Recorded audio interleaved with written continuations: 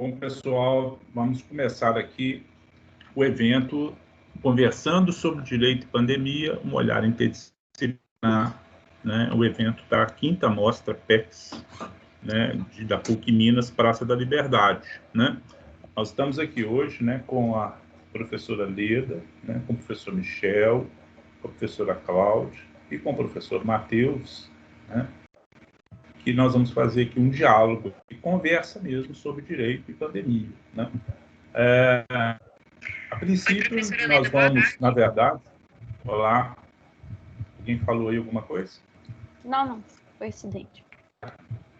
Na verdade, nós vamos aqui começar essa questão. Eu vou fazer uma breve introdução, né, para a gente poder fazer algumas provocações, né, e depois eu vou dar a fala para a professora Cláudia, né, depois para o professor Michel, para o professor Matheus, né, e para a professora Leda, que encerrará o nosso evento, tá bom? Bom, só para a gente começar essa questão, né, de conversar aí sobre direito e direitos, né, eu acho que isso é importante, conversa sobre direito sempre é algo bom, né, nós vamos ver que essa questão, na verdade, ela é interdisciplinar. Essa questão de direito e pandemia ela é interdisciplinar, no meu entender, né, e aí a gente é uma provocação para ouvir até a questão sobre a ótica dos outros professores, né? Era uma questão interdisciplinar porque, no meu caso, por exemplo, eu penso nessa questão a partir do direito à cidade, né? Que o direito à cidade vai criar um enfoque sobre a melhora, a qualidade de vida das pessoas, né? Centrado em moradia, né? No bairro, né? Até abarcando a qualidade de vida, né? A escala da cidade e o entorno rural, inclusive, né? Isso tudo como um mecanismo de proteção à população que vive nas cidades ou regiões em um acelerado processo de urbanização, né? Essa questão da pandemia, ela pegou muito no âmbito do espaço urbano, né? Apesar de que pegou também no âmbito rural. Mas o espaço urbano parece que ela foi mais aguda, né? Essa talvez seja uma percepção que eu tenho. Isso, na verdade, essa questão da gente pensar a questão no âmbito das cidades, né, no âmbito do espaço comunitário, né, implica que a gente tem que enfatizar uma nova maneira de promover isso, né, de promover os direitos, né, de promover o respeito, a defesa e a realização. E aí vem a questão justamente interdisciplinar dos direitos civis, dos direitos políticos, dos direitos econômicos, dos direitos sociais, dos direitos culturais e do meio ambiente humano, né? Nesse caso, meio ambiente humano, meio ambiente urbano, meio ambiente natural e o meio ambiente do trabalho, né? Enfatizar isso, né? Que, na verdade, são garantidos nos instrumentos, efetivamente, da Constituição, instrumentos nacionais, nos instrumentos regionais, e do sistema regional interamericano, e dos instrumentos, na verdade, do sistema global. Essa questão, na verdade, essas garantias, essa proteção, especialmente aquelas pessoas com menos recursos econômicos ou em situação de vulnerabilidade. A questão da vulnerabilidade é importante em relação a esse fator. Todo humano é vulnerável. Eu acho que essa questão da pandemia nos demonstrou isso claramente, a perspectiva da vulnerabilidade do humano, né? Ou seja, nós nos tornamos mais iguais, talvez, na vulnerabilidade. A vulnerabilidade nos traz um fenômeno de igualdade muito contundente, né? A vulnerabilidade é algo do humano, né? Aquiles foi ferido justamente no calcanhar, né? Porque é o lado humano dele, semideus protegido, a vulnerabilidade do espaço de não proteção era humano, né? A Constituição ela estabelece, no que diz respeito à saúde, que ela é direito de todos e dever do Estado, né? E garante, mediante políticas públicas, sociais e econômicas, a redução do risco de doenças. Essa questão de redução de risco é algo de extrema relevância no processo de promoção. A redução de risco na verdade, a participação efetiva do poder público na intervenção necessária nas questões que envolvem, principalmente nesse caso de pandemia, né? E, portanto, está atinente essas questões de participação de dever do Estado, de garantia de políticas públicas, sociais e econômicas, é algo, na verdade, que tem como objetivo principal a promoção, proteção e recuperação, né? Nesse aspecto, né, a Política Nacional de Vigilância da Saúde, estabelecida pela Resolução 588 do Conselho, ela, na verdade, vai fazer a proteção, a promoção da população, prevenção e controle de riscos, agravos de doenças, como política, um sistema e uma política de coleta, informação, análise, proteção, planejamento e implementação de medidas. A pergunta, na verdade, provocativa, e que eu acho que a conversa nossa é isso. Isso está ocorrendo? Isso ocorreu? Essa ação, essa intervenção está, na verdade, é parte da nossa, na verdade, do nosso conteúdo, da nossa cidade, da nossa realidade. É com essa provocação que eu estou iniciando os nossos debates, a nossa discussão a respeito do tema, conversando sobre direito, ou sobre direitos, na verdade, direitos e pandemia, esse olhar interdisciplinar, né? Na verdade, interdisciplinar na medida em que é pessoal e, portanto, tem vários olhares e, ao mesmo tempo, vinculado, nesse caso, às disciplinas específicas do direito constitucional, né? A teoria do direito e o direito civil, o direito do trabalho, né? Todos aqui, os direitos humanos, que eu acabei de falar um pouquinho sobre isso, e esse é o mote, portanto, da nossa discussão. E vamos a ela. Vou, nesse caso, pedir à professora Cláudia Fialho, como a gente, na verdade, falou inicialmente aí que ela iniciaria esse processo de discussão, para trabalhar esse tema sob a sua visão e sobre a sua ótica, né? E nós estamos aguardando aqui, vamos aguardar aqui as falas e provocações, professora Cláudia. Aberto para a senhora à vontade. Muito obrigada, professor Ricardo. E já gostaria, né, de parabenizar pelas provocações, sempre provocações muito interessantes, né, porque ainda hoje, né, lecionando Direito Civil, eu comentei com os meus alunos sobre um ocorrido em outra turma de Direito Civil, né? Um aluno do terceiro período, ele me falou o seguinte, professora, Direito Civil, basta que nós decoremos a lei, né? Então, eu pego o Código Civil, decoro toda aquela legislação, e aí depois eu pego algum livro, e é dogmática mesmo, né? É um dogma, é algo fechado, é algo que não é passível de discussão, de mudanças, né? Então, portanto, é suficiente? Eu falei, nossa, mas se nós pensarmos assim, nós estaremos nos empobrecendo muito como humanos, né? Porque o direito civil, ele retrata a nossa existência para além da existência, e mesmo antes da existência, o Código Civil, ele já vai, né, trabalhar questões atinentes aos civis, né? Então, é muito mais do que isso. E eu sempre digo para os meus alunos, é importante que nós tenhamos um conhecimento da técnica, claro, né? Mas que nós também tenhamos um olhar crítico e um olhar transformador, né? Então, nosso objetivo é ler os institutos, fazer uma leitura, uma interpretação, e aí é muito interessante, né, essa participação aqui hoje com vocês, com outros olhares. Então, é uma oportunidade de crescimento muito grande, né? Então, agradeço muito, e eu sempre falei para ele essa questão.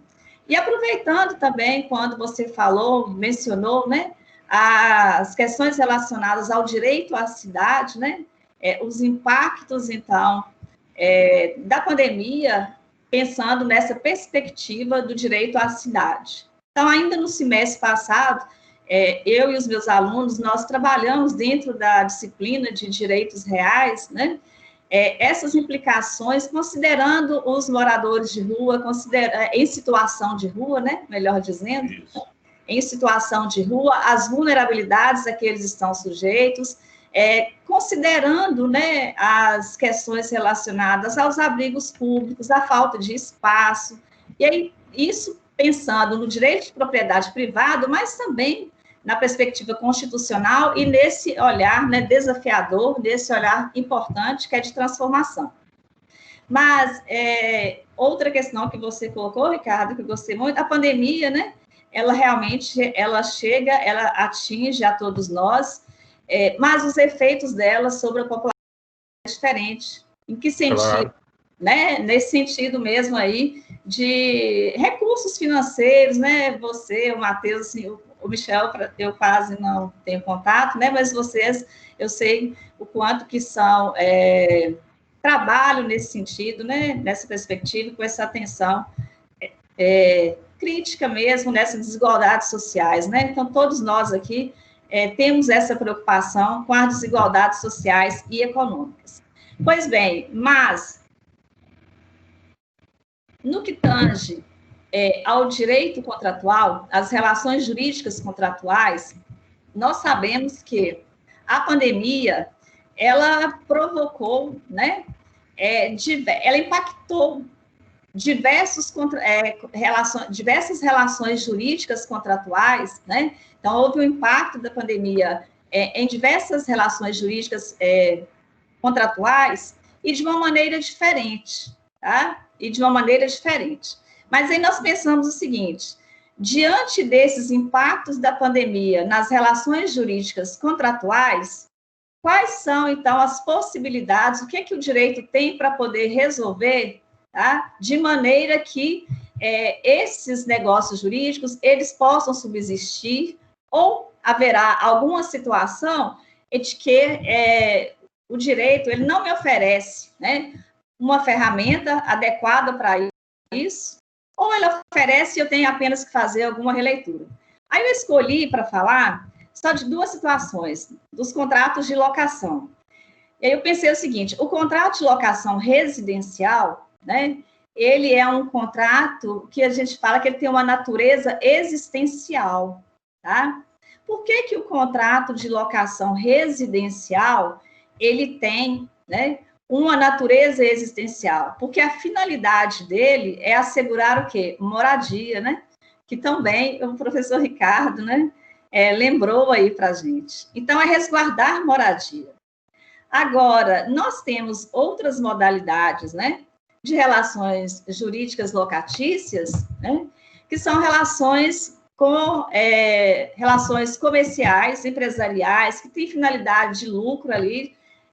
A preponderância não é mais o que nós estamos falando aqui dos aspectos existenciais, mas os econômicos em uma outra vertente, né? Não vou desconsiderar por completo a questão existencial, porque, como eu disse para vocês, eu acho que é importante, né, nós termos um olhar crítico sobre os institutos, certo? E de um certo modo, ele vai impactar também na sociedade, na função social dos contratos, né? Então, tem toda essa relevância. Mas a grande discussão é a seguinte, né? Nesses cenários, um locatário, que tinha um salão de beleza, né? E eu conheço um caso, né? Adoro salões, né, gente? Estou sem, viu? Precisando de calores de novo. Mas, enfim, nessas situações, eu conheço um salão em um shopping, tá? Que o empreendedor, né, o locatário daquela loja, ele resolveu, no final do ano, alugar um espaço maior dentro do shopping. Então, ele fez um investimento muito significativo e ele mudou muito o salão, ele ficou realmente lindo e praticamente 2 lojas, né, que ele passou a alugar, certo? Então, em janeiro, acho que finalzinho de janeiro, que foi essa inauguração desse desse novo salão. Aí a pergunta nessas situações, tá? O governo fala que essa atividade não poderia ser exercida, e mais ainda dentro do shopping, né? Então, a minha questão nessas situações, qual o que o direito tem para poder oferecer? Porque esse contrato, que ele nasceu equilibrado, um contrato com justiça contratual, um equilíbrio econômico e financeiro, vai haver uma ruptura, né, desse equilíbrio econômico financeiro por um fato superveniente, imprevisível, tá?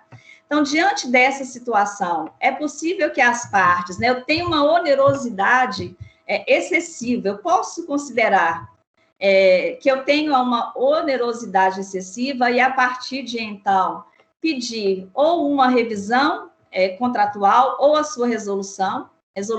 Eu acabo com o contrato, né? Eu finalizo ele antecipadamente, né? Não é o mais interessante, óbvio, né? Porque se nós pudermos conservar os negócios jurídicos, sempre será mais interessante, né? Sempre será importante, porque, como eu disse, apesar de ser um contrato de lucro ali entre as partes, tem empregados, né? Tem uma sociedade que vai sofrer, de uma certa forma, os impactos de uma extinção prematura daquele contrato. Ou, por outra via, eu poderia pensar assim, não, estamos diante de uma situação de caso fortuito ou força maior, tá? Então, esse fator externo, ele impossibilita, considerando uma impossibilidade absoluta de cumprimento, tá? Das atividades dele, se ele poderia pedir a extinção do contrato, não pagar qualquer tipo de multa, né, cláusula penal ou outras questões. Então, essas situações, elas começaram, né, a borbulhar, e, assim, muitos excelentes doutrinadores fazendo discussões. Mas a gente tem uma situação, por exemplo, pensando lá no contrato de locação residencial, tá? O contrato de locação residencial, o locatário, ele continua na posse do imóvel, ele continua usufruindo, o uso está disponível para ele.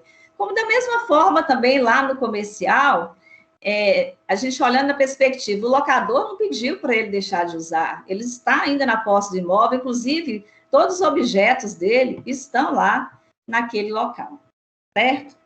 Então, a questão tudo bem que no caso da locação comercial, eu entendo que é possível a gente pedir essa revisão, né, judicial, considerando os elementos necessários para a alegação de uma onerosidade excessiva, nos artigos 317 e 478 do Código Civil. Temos opiniões também diferentes, mas, enfim, na locação residencial, vamos imaginar o seguinte, que essa pessoa que é o locatário, ele ficou desempregado, tá? A empresa que ele trabalhava, ela fechou, e ele está numa situação, então, de desemprego. O desemprego dele é em razão da pandemia. Vamos imaginar aquela pessoa que trabalhava lá no salão, e aí a gente tem professor de direito de trabalho aqui, né? E ela trabalhava ali, mas ela não estava não era contratada, assim, carteira, né? Não era empregada. Ela tinha um percentual de acordo com a produtividade dela, né? E aí parou de trabalhar pelas razões da pandemia. As regras pertinentes à revisão ou resolução contratual, com base nos artigos do Código Civil, tá? Aqui eu ainda não entrei nas relações consumeristas. Se eu estiver passando do prazo, professor Ricardo, você me avisa, tá? Nessas situações, os aspectos subjetivos, né, dela não seriam suficientes para ela se valer, né, destes instrumentos. Ela não se enquadraria naquela situação para ela poder conseguir uma repactuação judicial, né, daquele contrato de locação.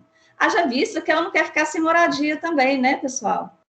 Com certeza, ela também não quer ficar sem moradia. Então, nesta hipótese, né, qual é a solução mais adequada, não apenas a meu ver, né, mas de vários estudos aí que foram desenvolvidos, lives, né, pelos juristas, eles vão pensar o seguinte, olha, essa repactuação, ela deve ocorrer, né, mas ela deve ocorrer sem que seja necessário eu ir ao judiciário, né? Ou seja, as partes, elas mesmas tentarem resolver aquelas questões sem que elas, né, tenham que recorrer ao judiciário, que provavelmente vai trazer outras dificuldades, outros custos, né? E ninguém melhor do que aqueles envolvidos naquela relação jurídica, tá? Para poder entender aquele cenário, né? e a partir dele, uma repactuação, né, daquela locação, né, sem pensar em despejos e etc., né, como vem sendo ventilado. E eu achei interessante, professor Ricardo, uma decisão que eu li ainda essa semana, e aí, na verdade, o contrato de prestação de serviços era de serviços educacionais, tá? E a escola, isso em Brasília, ela havia dado um desconto, tá? Dado um desconto, me parece que era um ensino, não lembro direito, ensino de... Não era nem ensino médio, ensino fundamental, né? Mas ela havia concedido um desconto de 15%, né? E o autor, ele queria mais. E o juiz, ele não concedeu um percentual a mais, porque ele falou, dentro da autonomia privada, né, ele já considerou todas as questões envolvidas, ele não deixou de prestar os serviços, está prestando de uma forma diferente, mas está prestando. Então, o que fica de tudo isso? Aí, só lembrando uma última questão. Lá na China, eles passaram, né, o governo, a conceder um certificado de caso fortuito ou força maior. Então, a pessoa apresentava um certificado, caso fortuito ou força maior, não cumpre mais a obrigação. O pacta sunt servanda, nos termos hoje, como fixados no Brasil, né, dentro de uma perspectiva relativa, uma vez que comporta revisão contratual, né, ou mesmo resolução, a depender do cenário, né? Então, o que fica de tudo isso, né, o que me parece que é praticamente unânime, é que o importante é que as pessoas, elas dialoguem, né, que haja, portanto, uma possibilidade de refletir sobre aquela situação, que haja, né, que possam negociar, e, inclusive, que possam negociar sem precisar pedir uma revisão judicial daquele contrato. E pensando, inclusive, na sociedade como um todo, nos reflexos, né, de determinada situação, eu promover uma ruptura, tá, de determinado contrato antes do prazo previsto, em razão dessas situações desencadeadas, né, daquilo que foi objetivamente desencadeado pela pandemia. E também, numa outra perspectiva, nesse cenário da subjetividade da pessoa, que não entra mais o aspecto funcional, né, desequilíbrio funcional, genético do contrato, mas outras perspectivas de, por exemplo, como eu disse, né, desse acordo extrajudicial, porque eu não vou ter a ferramenta do Código Civil, artigo 317 e 478, para poder utilizar nesse caso. Bom, era isso. Eu acho que eu vou ficar um pouco mais, porque se vocês tiverem alguma questão para colocar, né, sugestões, não sei se ficou claro. Ficou ótimo, Cláudio, mas é interessante essa questão que você coloca, né? Falou ótimo, foi ótimo. Da questão que você começou, né? Do aluno, na verdade, o pessoal do direito mesmo tem isso. O Matheus compartilha, tem que ser feito todos, mas o Matheus, na verdade, compartilha muito com isso, que a gente conversa muito próximo, apesar de todos nós aqui temos uma relação, um diálogo muito grande, né? A questão do que é direito, né, Matheus? E, na verdade, o que a gente acaba descobrindo, na verdade, quando a gente que é direito, a gente acaba descobrindo que não é, né? E nesses casos é justamente isso, né? A gente vê que as pessoas confundem direitos com legislação, né? E de fato, essa questão, ela é muito importante, né? Porque direitos que a gente está conversando sobre direitos aqui, né? É algo que é inerente à nossa condição, a nós, seres humanos, a nossa perspectiva. A legislação tem que acompanhar isso. Então, como eu falo assim, no Código lícito e ilícito, quando a gente vê isso, a gente analisa, é lícito, mas às vezes não é justo, mas às vezes não é justo porque está, na verdade, violando direito, né? Então, a gente tem que ter essa percepção muito clara no que diz respeito ao que é direito e o que é legislação. Às vezes eu estou decorando alguma coisa que, na verdade, está acomodando privilégios, né? Tá Eu tenho que violando trabalhar para direito. uma modificação, né? Até mesmo para defender, né? Essa fala sua é muito boa nesse sentido, né? Mas vamos lá, né? Não Obrigada. precisa deixar eu e a Leda ficamos falando aqui até amanhã de manhã. Ai, que ótimo. Muito obrigada. A Leda ganha de mim. A Leda ganha de mim. Eu tenho que falar isso. A Leda Você ganha. Pura calúnia isso. Pura calúnia. Vamos lá. Passar a fala agora do professor Michel, a quem eu muito admiro, né? E, aliás, admiro todos, né? Mas o professor Michel, assim, né? Pela formação dele na área de trabalho, né? Eu sempre falo para meus alunos, né? Esse negócio de colaborador, eu lembro, professor Michel diz isso. Então vamos lá. Se o aluno falar com o colaborador em sala de aula, o negócio vai complicar. Colaborador. Então vamos lá. Michel, está com a palavra. Obrigado, professor Ricardo. Agradeço o convite, cumprimento todos vocês. E vou partir também, pessoal, de uma parte da fala inicial do professor Ricardo, nesse sentido, né, o que está sendo feito, o que foi feito, né, com a medida de proteção, de preservação das pessoas, em razão da pandemia. E eu acho que a primeira coisa que a gente pode pensar e refletir é a seguinte: a pandemia potencializa a hipossuficiência dos empregados, né? A professora Cláudia vem com a abordagem contratual, e no contrato de trabalho, no contrato de emprego, a gente já tem uma assimetria de forças, de posição contratual em razão da subordinação jurídica dos empregados.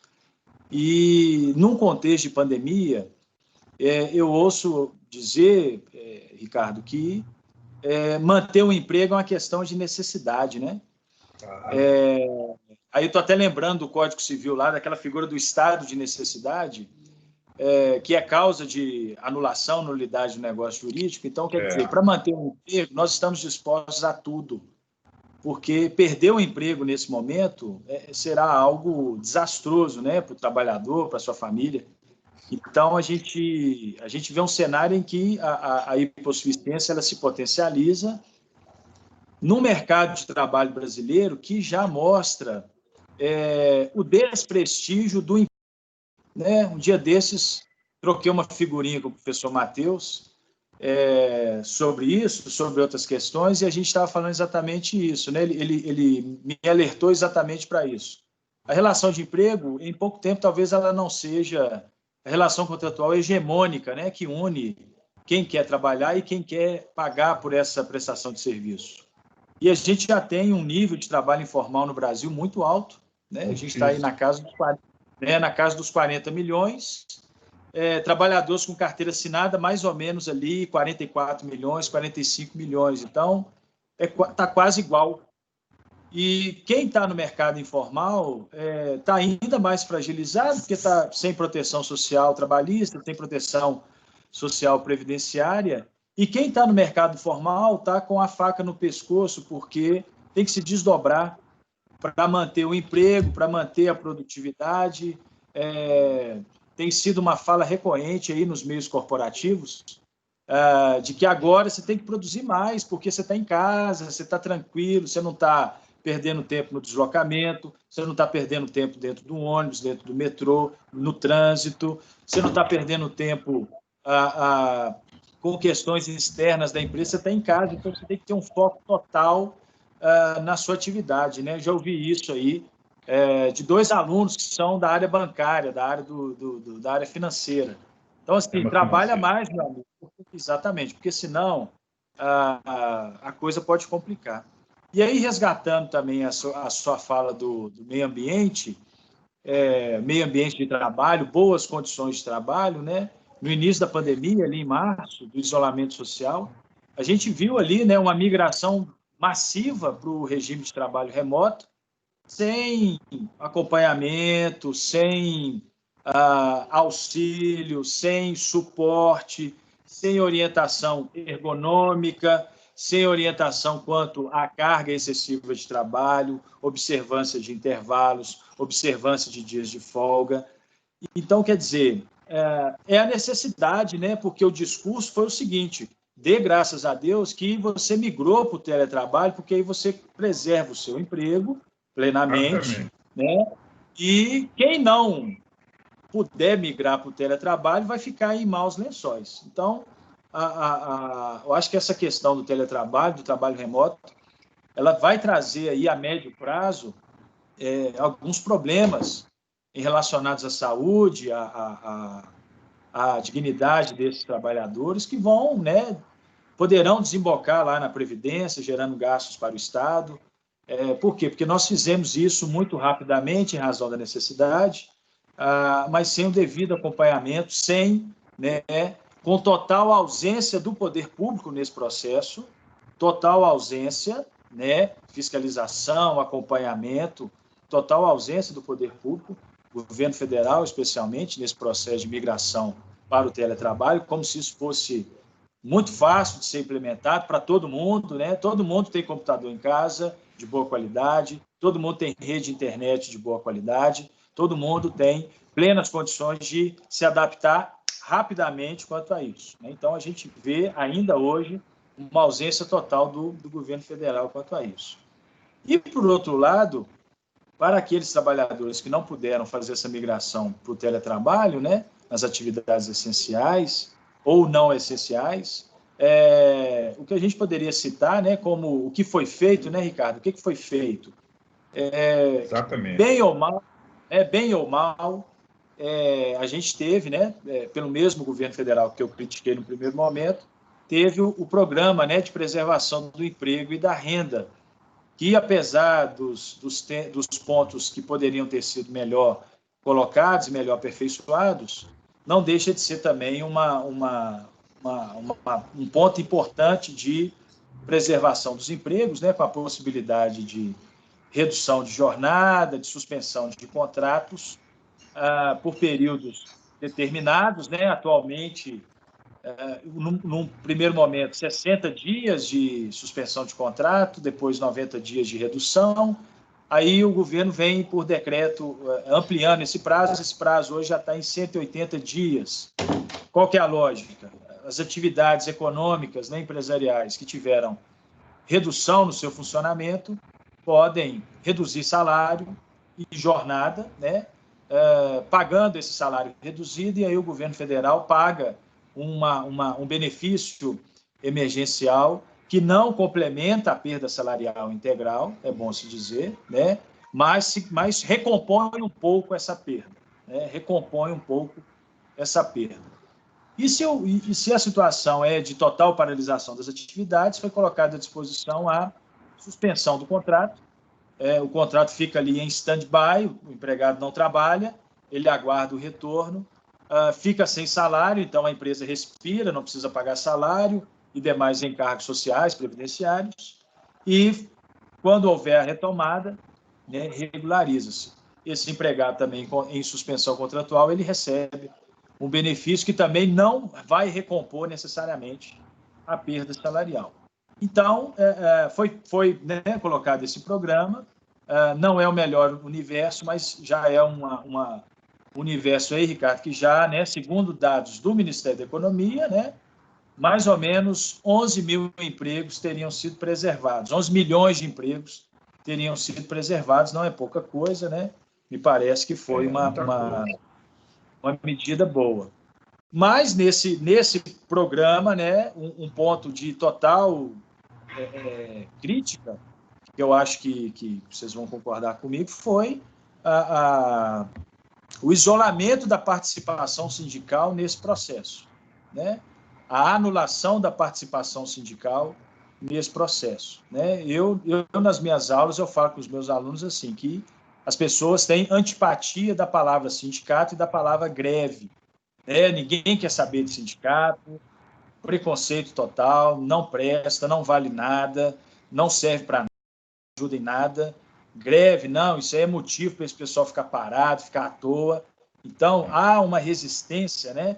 Foi implantado aí ao longo dos últimos anos um discurso tão contrário ao sindicato e à greve que é difícil até a gente tentar desconstruir isso, né? Greve é coisa de malandro, né? Michel? Exatamente. Greve é coisa de malandro. Não, esse pessoal aí não tá com nada, não. Eles estão se aproveitando, são todos os aproveitadores e tal. Então, num momento tão importante, né, tão impactante na economia, na sociedade, para as pessoas, para a vida das pessoas, esse programa da redução e da suspensão do contrato eliminou ali a participação sindical, quando a Constituição não deixa dúvidas, né? Redução de salário é apenas por negociação coletiva, porque você precisa da participação do ente sindical. Então, foi feito, né, está sendo feito sem qualquer intervenção sindical. Aí alguém pode falar, não, Michel, mas dependendo da faixa salarial lá, vai ter que ter a participação sindical. É verdade, só que a maioria dos salários no Brasil estão abaixo ali de R$2.000. Né? O salário médio do brasileiro é R$1.400, R$1.500. Então, a maioria dos acordos está abaixo da faixa que a MP 936 e a lei posteriormente colocou. Olha, aqui é acordo individual, né? E acordo individual, né? Eu costumo falar que não existe acordo individual no direito do trabalho, existe imposição patronal para ser firmado um acordo, né? E aí, nesse cenário, a participação sindical fica efetivamente eliminada, né? E não vejo com bons olhos isso, porque isso pode abrir um precedente perigoso para o futuro, né? Aí, em qualquer momento de crise, nós vamos fazer a mesma coisa, porque nós já fizemos no passado. Engraçado é que a Constituição busca o tempo todo esse diálogo entre empregados e empregadores, né? Aliás, é um norte até da OIT, né, Michel? Esse diálogo entre empregados e empregadores, entre representantes, inclusive no artigo, parece, 10 da Constituição, fala a respeito da representação, 10 ou 11, me parece, da Constituição, fala da representação, não é isso? Da representação de empregados, né, a mais de 200, de uma empresa de mais de 200 empregados, então, quer dizer, o tempo todo, participação do empregado e do empregador em espaços, em entidades públicas, em conselhos, né, para discutir questões, e a questão do sindicato mesmo, né, como o direito de associação, e a gente vê esse absurdo, né, como uma solução, como se isso fosse um empecilho, talvez como se isso fosse um empecilho para poder resolver, um empecilho, ou, vamos dizer assim, um pé segurando situações que poderiam ter... E efetivamente seria de importância ouvir isso, né?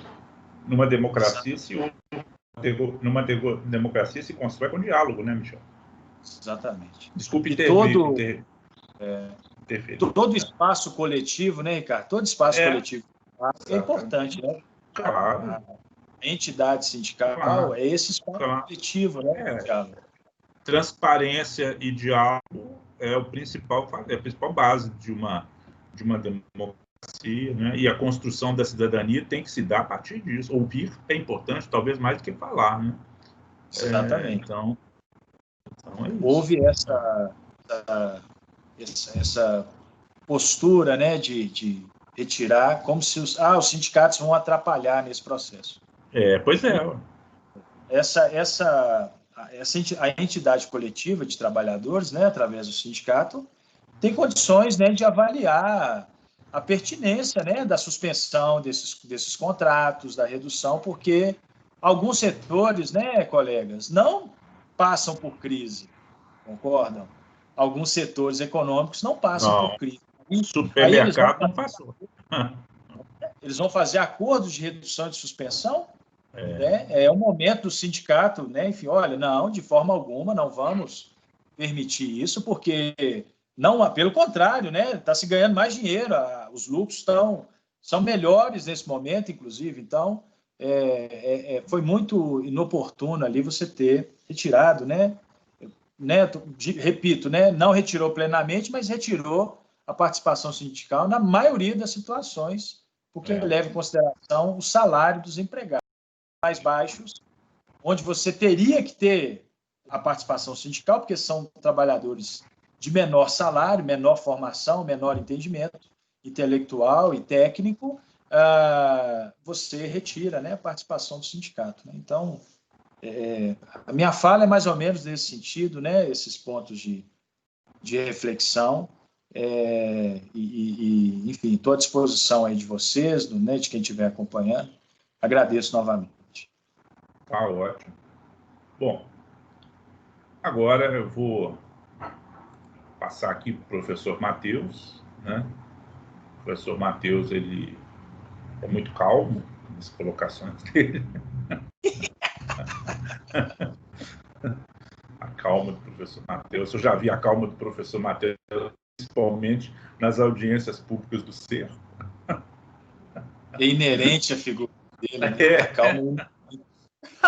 Ele está mais calmo também, porque ele cortou o cabelo. Então, senão ele cortou o cabelo, diminuiu um pouco a força, é igual Sansão, né? Então, vamos lá, Matheus. Obrigado pela participação, né, Matheus? Por participar, né? Nós estamos ansiosos para a sua experiência, Igor, e as suas provocações, a sua fala. Vai lá, Matheus. Bom, boa tarde a todos, né? Eu queria agradecer primeiro ao professor Aledo, ao professor Ricardo, pelo convite, né, de participar dessa mesa, né? Eu acho importante a gente ter um momento, né, de refletir sobre de que modo o direito tem lidado com a Covid, com a pandemia, né, que nós estamos todos sofrendo, né?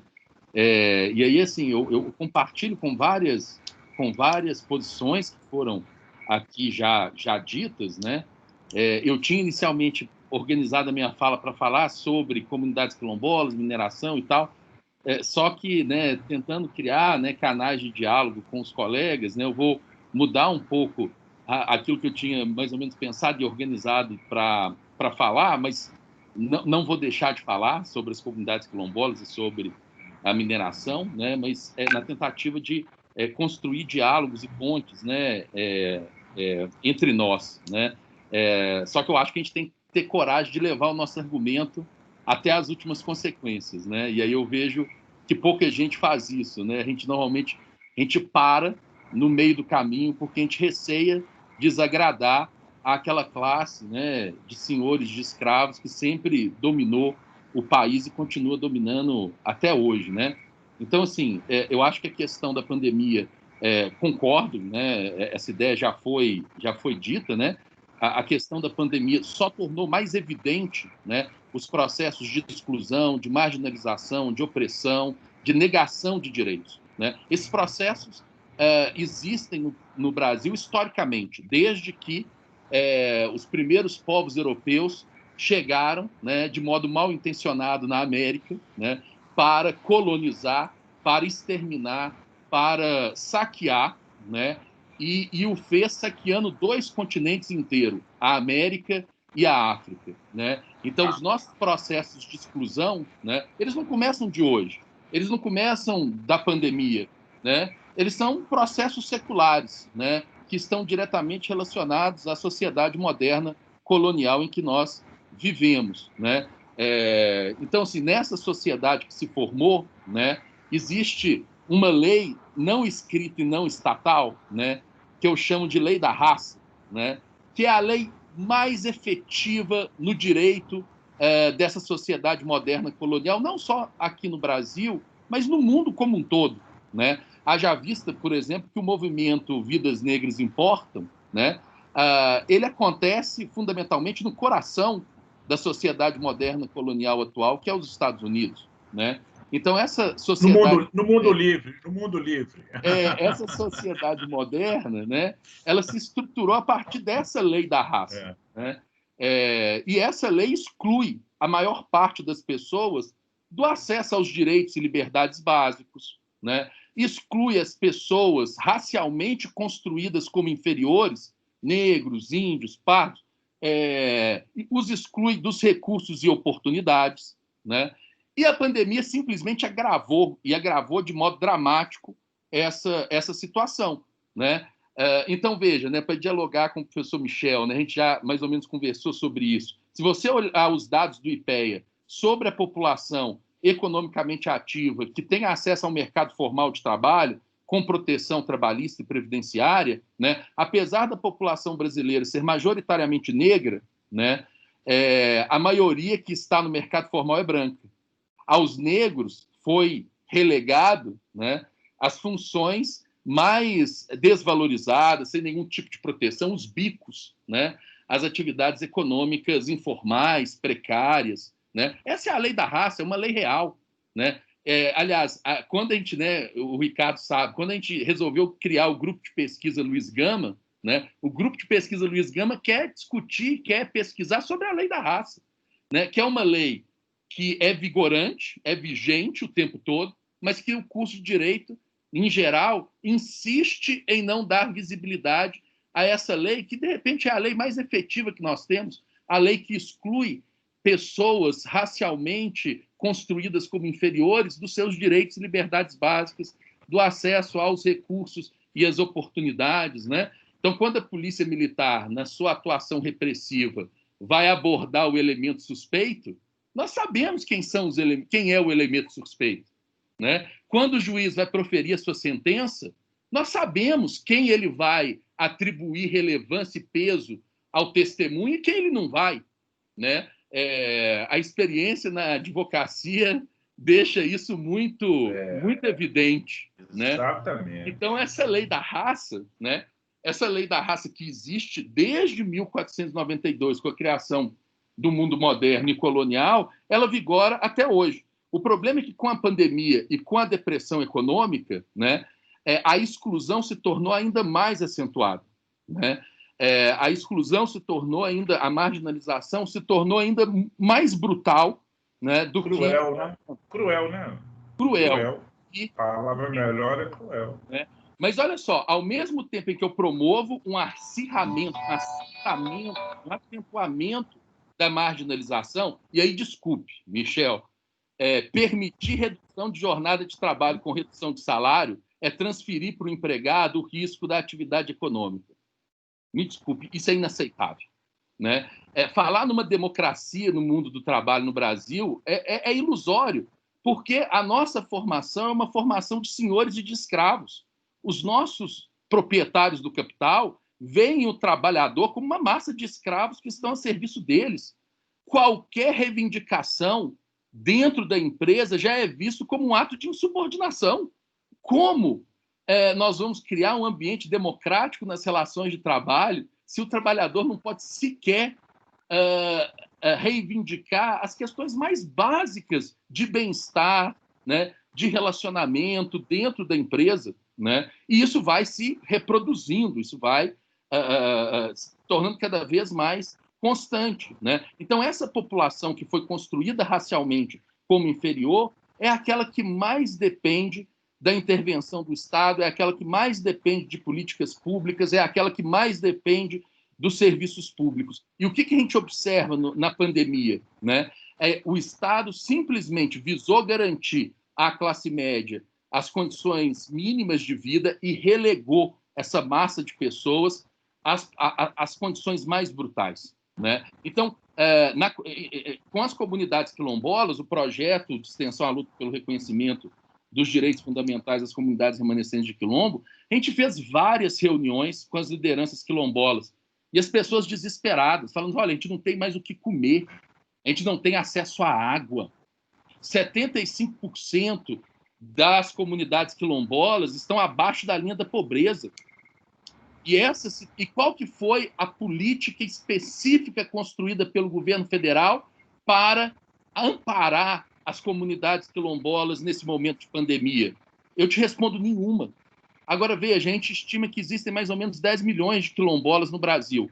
Você imagina ter que propor ação individual por ação individual, pedindo para que o governo responda o pedido de auxílio emergencial que foi feito pelas comunidades, porque a grande maioria dos quilombolas não tiveram resposta do auxílio emergencial que eles pleitearam. A grande maioria das comunidades quilombolas, que não tem acesso à água, né, não teve nenhum tipo de política voltada a garantir, no momento de pandemia, o acesso à água, né? E a situação é tão insustentável que a CONAC, a Coordenação Nacional de Articulação das Comunidades Negras Rurais Quilombolas, teve que propor no Supremo Tribunal Federal a ação de descumprimento de preceito fundamental 742, pedindo para que o Supremo obrigue o Estado brasileiro a criar políticas públicas específicas para as comunidades quilombolas, né? E aí só essa ação é uma ação, né, muito bem feita pela CONAC, né? E nessa ação a CONAC faz, inclusive, referência a um relatório da Comissão Interamericana de Direitos Humanos, que em 2018 veio para o Brasil analisar a situação de desmonte das políticas públicas para as comunidades quilombolas, que vem sendo, esse desmonte vem ocorrendo, né, desde 2018 no governo Temer, e se intensificou no governo Bolsonaro, né? Então, a comissão foi provocada, né, porque 75% da população quilombola vive em situação de extrema pobreza, apenas 15% dos domicílios têm acesso à rede pública de água, né?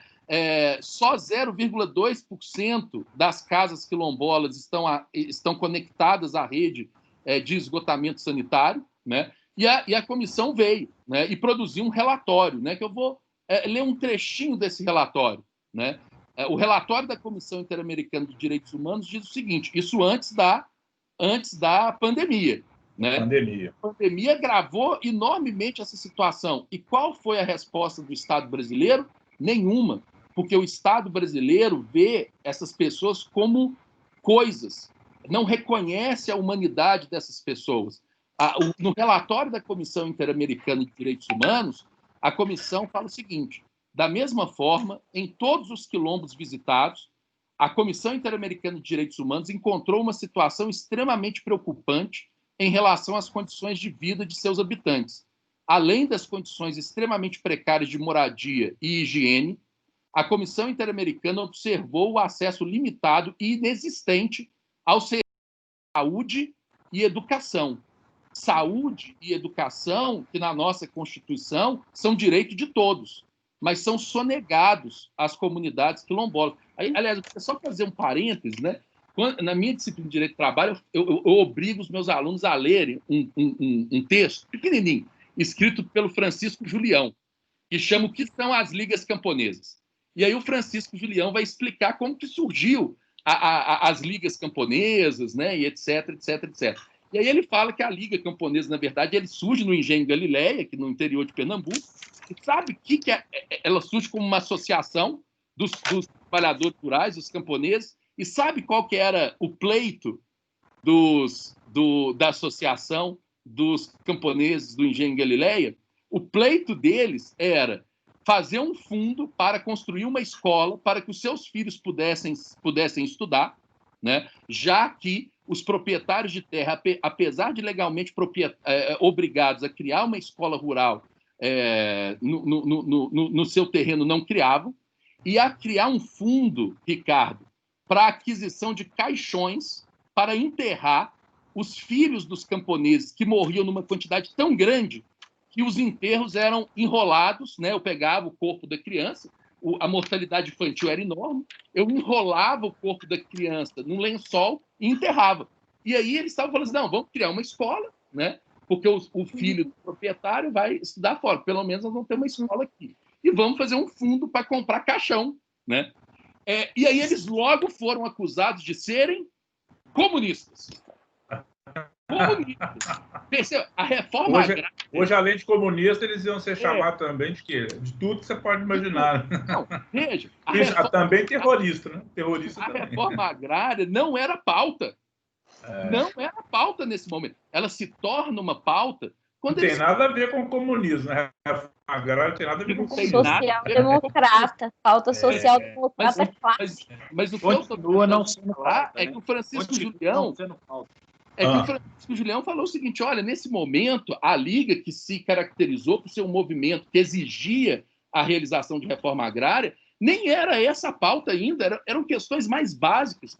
Garantir que o filho do camponês fosse para a escola, garantir um enterro digno para o filho do camponês. Né? É claro que essa questão surge porque se percebe que, enquanto não for feita uma democratização do acesso à terra, né, os trabalhadores rurais continuarão sendo explorados, oprimidos pelo grande latifundiário, como acontece até hoje. Mas veja, olha o pleito dessas pessoas, e o Brasil continua desta maneira, né, até hoje, né, se negando direitos a essas pessoas. Isso simplesmente se agravou na pandemia. Vamos pensar na educação. Né? Na educação, os mais pobres não têm como continuar estudando. Porque eles não têm acesso a computador, eles não têm acesso à internet, eles não têm acesso a nada. E o que esse governo fez? Nada. O ministro da Educação fala, não, a acessibilidade à internet não é um problema do MEC. Como não é um problema do MEC numa situação de pandemia? É claro que é um problema do MEC. É claro que o Estado brasileiro, se tivesse um mínimo de compromisso com os mais pobres, já teria chamado as grandes organizações e falar, olha, nós precisamos de um plano emergencial para levar a escola para os ricos, para levar a internet, e isso significa levar a escola para os rincões do país. O governo não faz nada, porque essas pessoas são invisibilizadas, são desprezadas, né? São gado para o Estado brasileiro, independentemente do governo. Aqui, a questão independe de qual governo está na questão, está no poder. E, ao mesmo tempo, o que a gente percebe? Por exemplo, a continuidade das atividades minerárias. As atividades minerárias em Itabira, em Conceição do Mato Dentro e em várias outras regiões do estado de Minas Gerais se transformaram num principal foco de propagação do coronavírus. Por quê? Porque não pode parar a mineração. O dono do bar, o dono do boteco que sobrevive daquilo, tem que parar e se virar para sobreviver. Agora, a grande mineração no país nunca parou, porque, afinal de contas, esse país periférico só serve para fornecer produtos primários e de extrativismo mineral para os grandes centros da economia mundo capitalista. É para isso que nós servimos. E aí eu queria falar, porque meu tempo está acabando, eu queria falar do Poder Judiciário. Só um reparo na fala, Matheus. Aí a gente cria a palavra commodity para ficar mais bonito, tá? Commodity. E assim, e o Poder Judiciário brasileiro é cúmplice disso tudo. Veja, a Constituição, e aí eu acho que a gente tem que aprender com os erros do passado, né? A Constituição de 1988, bem ou mal, criou o mais amplo sistema de direitos fundamentais da nossa história. Bem ou mal, democratizou o poder executivo, com a criação de conselhos, permitindo a participação da sociedade civil. Existem inúmeros problemas nisso, claro que existem. Esses conselhos, muitas vezes, são transformados, né, em instâncias de referendar decisões que já foram tomadas na esfera administrativa. Tem vários problemas, mas é uma tentativa de democratização. O poder legislativo, da mesma forma, tem a questão do dinheiro e a influência do dinheiro nas eleições, é um problema gravíssimo, mas você consegue, pelo menos, ter representantes de minorias dentro do poder legislativo. E o poder judiciário? Não se fez nada. O poder judiciário é uma oligarquia de homens brancos, proprietários, que atuam para violar os nossos direitos. Se a gente tivesse respeito pelos nossos direitos, a gente deveria fazer uma transformação radical no Poder Judiciário. O Poder Judiciário brasileiro está a serviço dos grandes interesses e contra os direitos que foram conquistados pela população.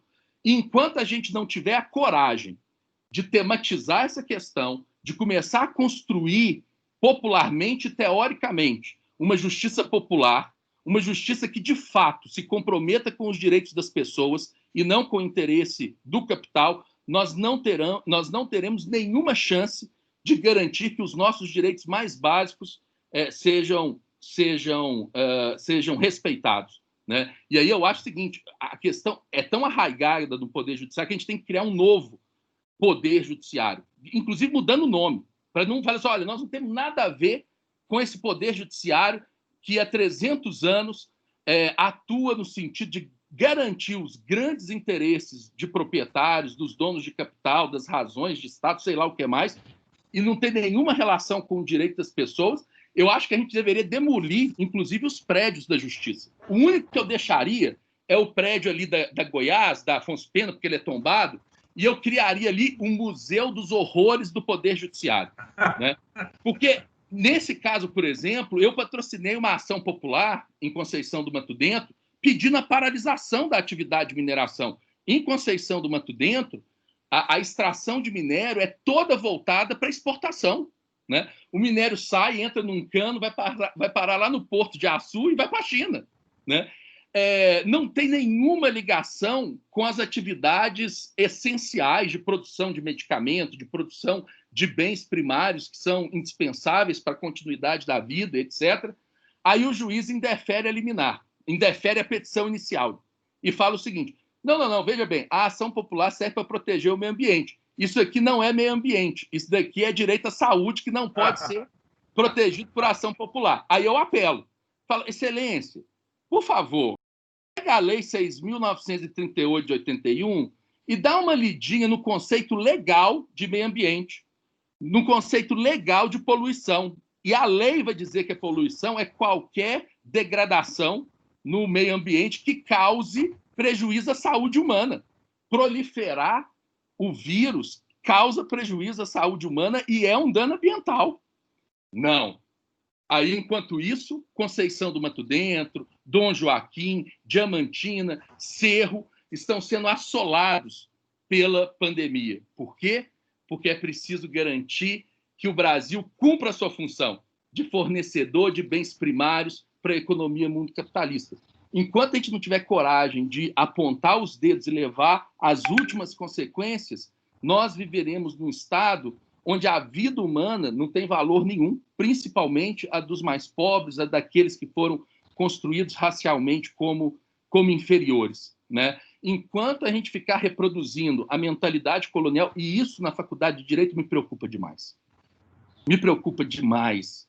Né? Quando eu vejo as decisões do Tribunal sobre Direito Administrativo para tentar um diálogo com a lei, eu arrepio, porque o Eli Lopes Meirelles está vivo na mão desses caras.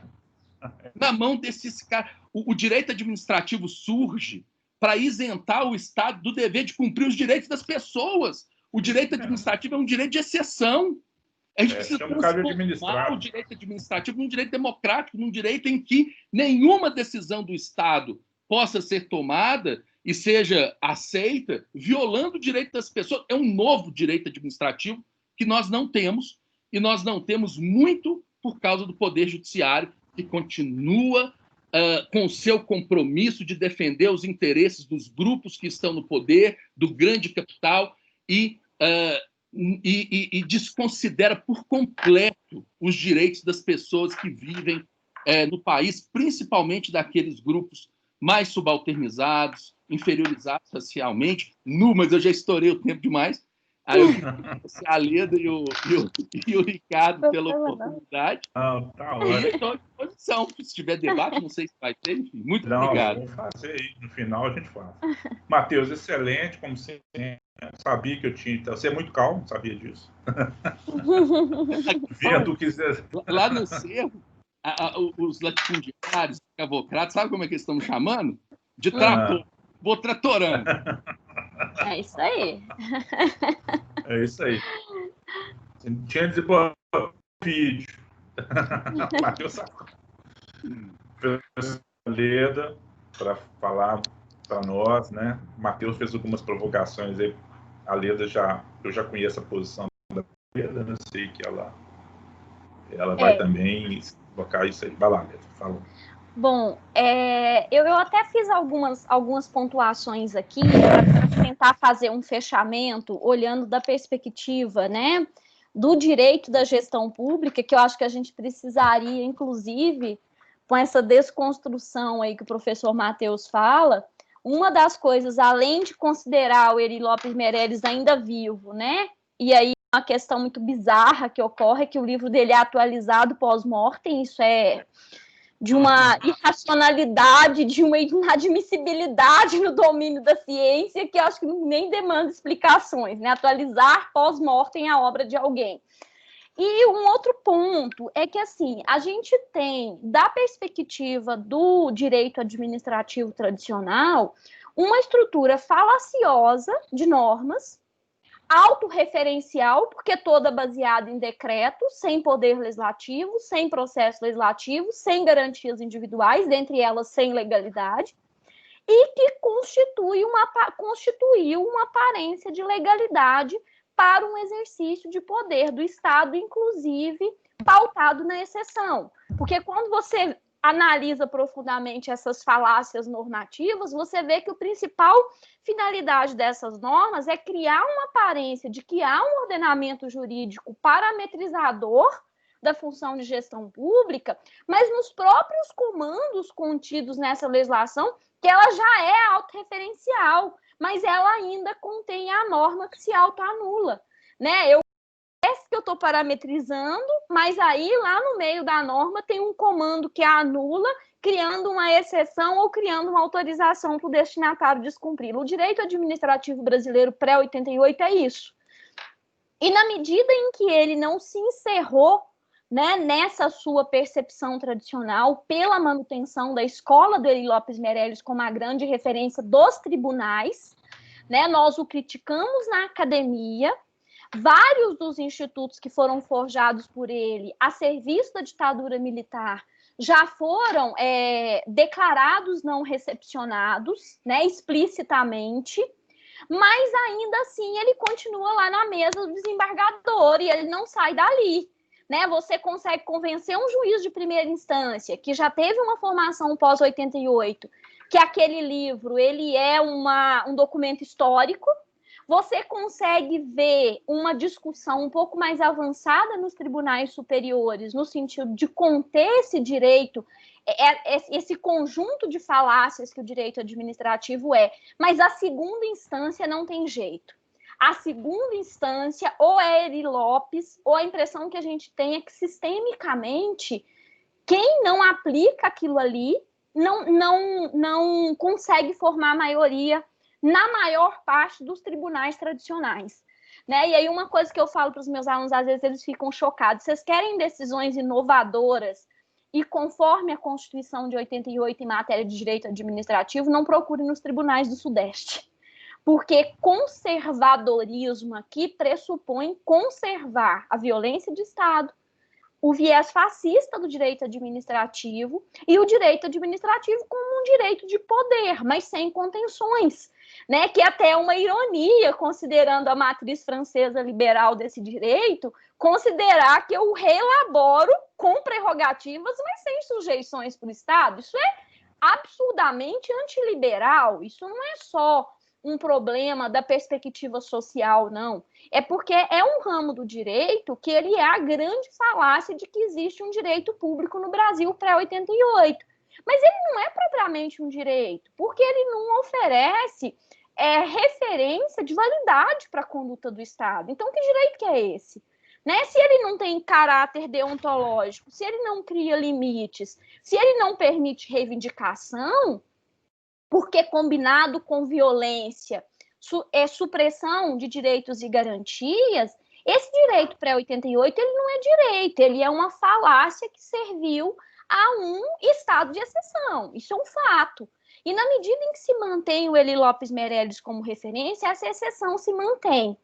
E trazendo para o contexto da pandemia, o que me parece? Para mim, especificamente, primeiro que eu acho que tem uma questão que a gente precisa reiteradamente pontuar, porque continua sendo repetido em discussões sobre a pandemia, que saúde é uma matéria de competência concorrente entre os três entes, e não é. A saúde não é de competência concorrente, a saúde é de competência solidária.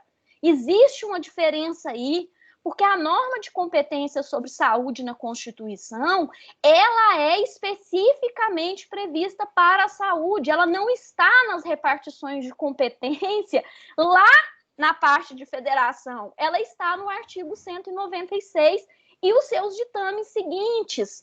E aí, porque quando a gente fala que é concorrente, dá a impressão de que há uma suplementação possível. E isso acaba por amenizar um fato que a atuação da União na pandemia, ela deixou de ser uma questão de competência para se transformar em uma questão de dano. Porque não é questão da gente discutir se a União tinha competência para agir. Ela não só tinha competência, como na legislação, que serve muito mais como um acordo entre os três entes, porque todos eles continuam tendo as mesmas competências e, por consequência, a mesma responsabilidade pelo seu exercício ilícito ou pelo seu não exercício, né? O que ocorre é que a União tem um papel de coordenação nesse pacto de solidariedade. E ela não apenas não realiza coordenação, como ela ainda atua e tem atuado comissivamente, positivamente, para sabotar, e eu acho que não tem outra palavra, além dessa, as medidas dos estados e municípios e a atuação dos agentes de saúde, que são servidores de carreira da União, né?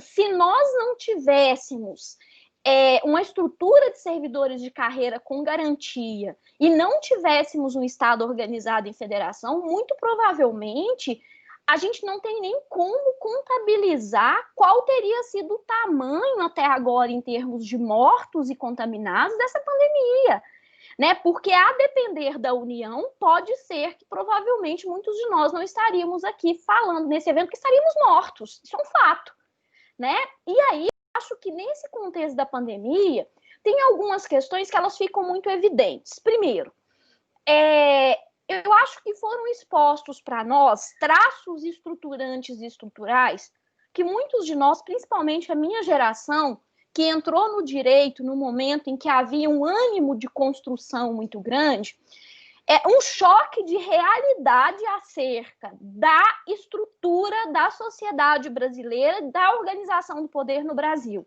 que é uma estrutura, né, que é estruturante e estruturalmente voltada para excludência, para o extermínio. Isso é um fato. Mas nós acreditamos ingenuamente que, da perspectiva dos consensos mínimos para fins de reconstrução a partir de 1988, nós havíamos, em alguma medida, superado esse projeto e que nós estávamos a iniciar um outro projeto. Mas o que nós percebemos nos últimos anos, e eu acho que a pandemia veio reforçar isso, que esse projeto ele não se encerra com a Constituição de 88, ele não é silenciado na década de 90, muito pelo contrário, né? Ele concorre silenciosamente com o processo de construção de direito a partir dos anos 2000 e ele ganha voz até se eleger para a presidência da República, obtendo a chefia de Estado, a chefia de governo, a chefia de administração pública. E aí, isso passa a ser assumido e a gente percebe, né? E aí, eu sei que para o Matheus isso é uma razão para gargalhar, mas para mim isso é uma razão para chorar, porque ele está rindo de mim, e com razão ele está rindo de mim, porque eu fui uma das que ingenuamente acreditou, e eu creio que Michel também, e Ricardo também, que nós estávamos em um processo de construção e que projetos assumidamente de violação de direitos não seriam mais aceitáveis e aceitos como política de Estado. E nós descobrimos que eles não apenas são aceitáveis e aceitos, como eles são desejados e foram construídos nos últimos anos para servir a determinadas variáveis muito específicas da economia e das relações de poder, né? E aí a gente tem que pensar o seguinte: eu acho que essa exposição de traços estruturantes e estruturais, ela tem reflexo em todas as revisitações que a gente vai ter que fazer ao lidar com o dano causado pelo Estado brasileiro, principalmente pela União. E aí nós podemos falar de um dano individual, que ele não é igual, ele não nos igualou coisa nenhuma, muito pelo contrário, porque numa sociedade desigual, um momento desse, o que ele expôs é quão diferentes nós estamos em graus de proteção de direitos. Por quê? Quanto mais nós estamos próximos da classe média ou da elite, mais protegidos nós estamos, menor foi o nosso dano individual. Qual que é o dano individual da classe média para cima, né, que manteve o seu posto de trabalho? Uma perda de saúde mental, porque nós temos que considerar que nós não estamos no nosso estado normal de saúde mental, ninguém está. Eu, particularmente, creio que se alguém diz que está mentindo, porque ninguém está. Porque o isolamento por si só ele já compromete a nossa saúde mental, e o isolamento social, assistindo o obscurantismo reinando, ele é de enlouquecer qualquer analista e profissional especializado naquela área, né? Tanto que muitos de nós, para efeito de se preservar disso, deixa de ver notícias alguns dias. Se isso não é um sintoma de que nós estamos abalados na nossa saúde mental, psicológica, né, na nossa sanidade, efetivamente, eu não sei o que mais seria, porque nós estamos nos protegendo do mundo externo pelo abalo emocional que ele nos oferece todos os dias, né? Então, isso é um sintoma de um desarranjo sistêmico de saúde mental. Mas, por outro lado, olha só, nós estamos falando das nossas casas, com internet de qualidade, com dispositivos, com energia elétrica, com comida, com remuneração mensal. E se a gente coloca do nosso nível de renda, formação e qualidade de emprego para cima, essa proteção só aumenta. E aí, quando nós descemos, o que vai ocorrendo? Se a gente considera renda, cor, residência, o que nós vamos encontrar? Maior o risco individual advindo das condutas estatais, principalmente das da União, conforme eu seja uma pessoa mais afetada pela segregação, em razão do racismo, em razão do classicismo, em razão da segregação geopolítica, né? Porque nós não temos ideia do que é viver uma pandemia em uma comunidade periférica, não. Nós moramos em bairros de classe média, né? E quem se refugiou no interior não se refugiou nas periferias das cidades do interior, porque elas existem. Se refugiou nas regiões das famílias tradicionais, porque é esse o locus que, em regra, os profissionais do direito ainda vêm, né? E a gente tem um coletivo difuso que ele é enorme. Só que esse nosso traço escravocrata, tão bem preservado no direito administrativo, mais especificamente na obra do Eli Lopes Meirelles, de coisificação da pessoa e de instrumentalização do Estado em favor da proteção patrimonial, né? E aí, nesse direito administrativo tradicional e conservadorista, nem digo conservador, é conservadorista mesmo, porque existe um esforço cotidiano as suas premissas de violência,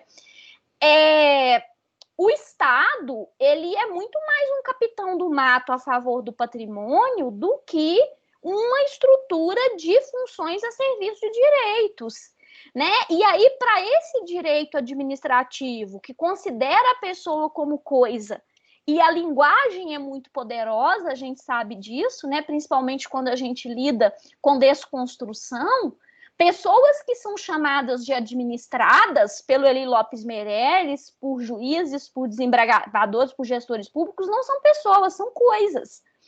E aí, o que é um problema que a gente tem que se reflete na discussão do dano e que vem sofrendo uma mudança nos últimos anos, mais especificamente a partir de 2008, na jurisprudência do STF, e que eu acho que vai ser a nossa grande pauta no direito administrativo agora, mas que coloca o direito administrativo na sua teoria geral escancaradamente como um direito de escravocratas na sua percepção tradicional, que é o seguinte: nós temos um consenso dogmático pela doutrina tradicional, inclusive do próprio Eli Lopes Meirelles, por esses tribunais e desembargadores, principalmente de segunda instância, e dos tribunais mais antigos, que são os do Sudeste, no sentido de que o Estado é sempre responsável por dano ao patrimônio. Daí que não é de se surpreender que consultores jurídicos de um governo que assume explicitamente essa posição de capitão do mato, né, aconselhe o Estado, no momento de determinar suas políticas de Estado e de governo, como o Michel colocou para nós, e a Cláudia reforçou, vamos nos preocupar em proteger patrimônio, que pessoas morram é secundário. E isso não é próprio desse governo, nem inovador nesse governo. Isso está na base do pensamento tradicional do direito administrativo. Agora, se nós trazemos isso para o direito da gestão pública da Constituição de 88, aí o nosso universo, o nosso modelo de pensamento é outro. Por quê? Nós temos muito bem assentado nesse direito administrativo tradicional que o Estado sempre responde pelo dano ao patrimônio, inclusive em face de eventos de força maior, que são previsíveis, seja na sua ocorrência ou nos seus efeitos, e essa pandemia era, né? Ela não era previsível na sua ocorrência, mas uma vez que ela foi decretada, ela passa a ser previsível nos seus efeitos. E que haja recursos de conhecimento e técnica para enfrentar ou a ocorrência do evento ou os seus efeitos. E aí a gente não está falando de recurso financeiro. Não é o possível no sentido financeiro. Esse argumento não funciona aqui. É o possível no sentido do que se conhece de recursos, né? Do que é possível usar de recursos para conter o dano. E o que o Estado brasileiro fez da perspectiva da União nessa posição essencial de coordenadora no Pacto Solidário?